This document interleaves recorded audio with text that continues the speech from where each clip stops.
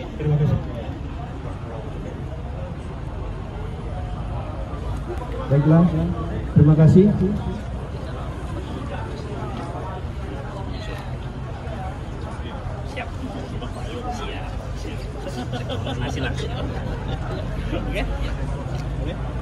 Yang memberi uang itu Haji Adrianto, sekarang terpidana bersama Daryadi dan Idris bersama Ismun Yahya.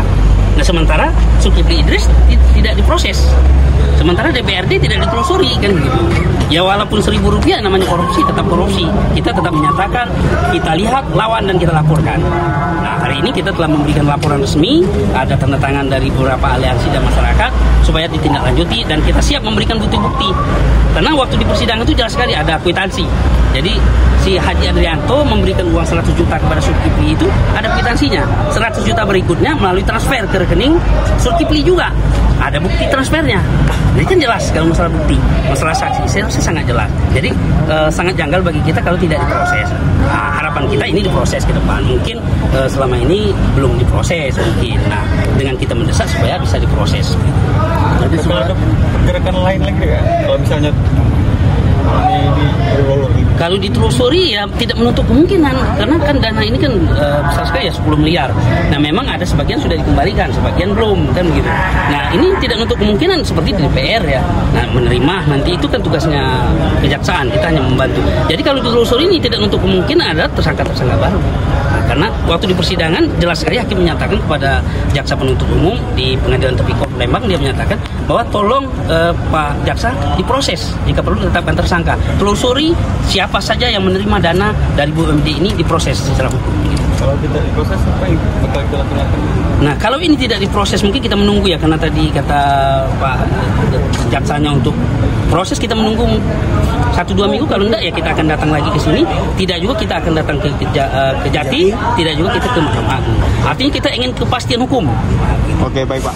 Untuk selain dari BUMD Musirawas, apa lagi yang dibawa kejaksaan? Kita bawa kan otomatis ya ada beberapa perkara ya, seperti perkara mantan Kades Desa Pangkalan ya yang juga mengantung. Ya mudah-mudahan kepengen kita tuh kalau memang tidak terbukti, nyatakan tidak terbukti gitu. Bahwa ini tidak ada kerugian negara. Jadi kan jelas kepastian hukumnya.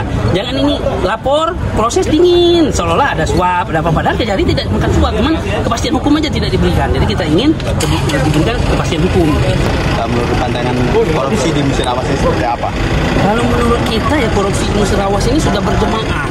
Menurut kita ya. Salah satu contohnya di Dinas Perindakop. Itu bangun gedung, terbengkalai, terus wartawan datang konfirmasi, dimarahin, diintimidasi. Nah, ini kan kita wartawan ini, salah satu rekan kita nih, Pak Epi, ditebak meja sampai pecah. Ini kan nggak mesti begitu, mestinya dia tanggap. Kalau memang nggak ada korupsi, kita jelaskan aja bahwa kami tidak korupsi, kami sudah bekerja sesuai prosedur. Nah, jadi di pemerintahan kita masih arogan. Jadi harapan kita pemerintah juga ya legowo lah. Ayo kita bangun daerah kita ini supaya maju seperti daerah lain, gitu kan. Kami ini bukan benci sama pemerintah kita ini, apalagi kita wartawan ini kan. Kita ini ingin membangun Musirawas Utara, Musirawas, Kota Lebong supaya sejajar, jika perlu lebih maju dari daerah lain, gitu kan. Baik. Itu harapan kita. Ini dalam hal apa Pak? Yang diserindaknya wilayah mana?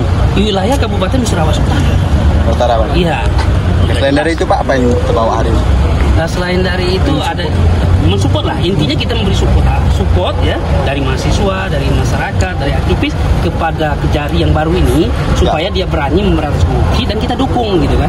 Jadi dia tidak sendiri dalam memberantas korupsi. Untuk masa hari ini berapa orang? Kalau masa yang datang yang terdaftar yang kita absen 250.